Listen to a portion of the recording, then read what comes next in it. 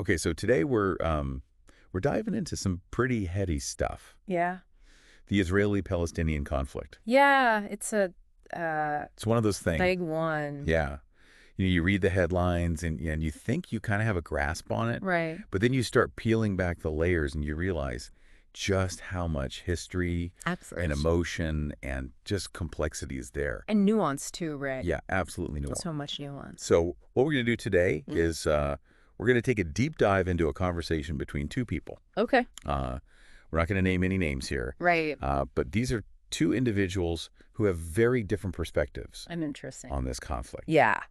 And I think what's really interesting is that despite those differences, there are some glimmers of Common ground. common ground. Yeah. Which I think is what we're always kind of searching for. Yeah, exactly. Exactly. Even in the darkest of situations. Right. Yeah. And, one of the things that struck me as I was reading through this conversation that we're going to be talking about today is that both of these individuals start by going right to the heart of it, the right to self-determination. Right. Like that is the core issue. Yeah. And I think for a lot of people, including myself, the first time I heard that phrase self-determination, Right. I was like, well, what does that actually mean? Sure. Yeah. What does that look like in practice? Yeah, like on the ground, what does that mean for Israelis? What does that mean for Palestinians? And it is such a loaded term, right? Yeah. Because for Israelis, it means the right of their state to exist, Right.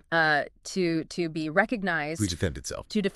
to not be under constant threat. Yeah. And for Palestinians, it means, the end of the occupation. It means potentially their own independent state. It means control over their own lives. And I think one of the quotes that really stuck out to me from person A is, he said, Israel as a sovereign state has the right to defend itself against threats. Right. But then they immediately follow that up with, however, this right should not infringe upon the rights and freedoms of the Palestinian people. There it is, right? That's the tension. Yeah. That's where things get really complicated. And that's where I think person B's perspective is so crucial, because they immediately bring up the humanitarian crisis Absolutely. that is facing so many Palestinians. Like, they're not mincing words. No. They're talking about the blockade of Gaza.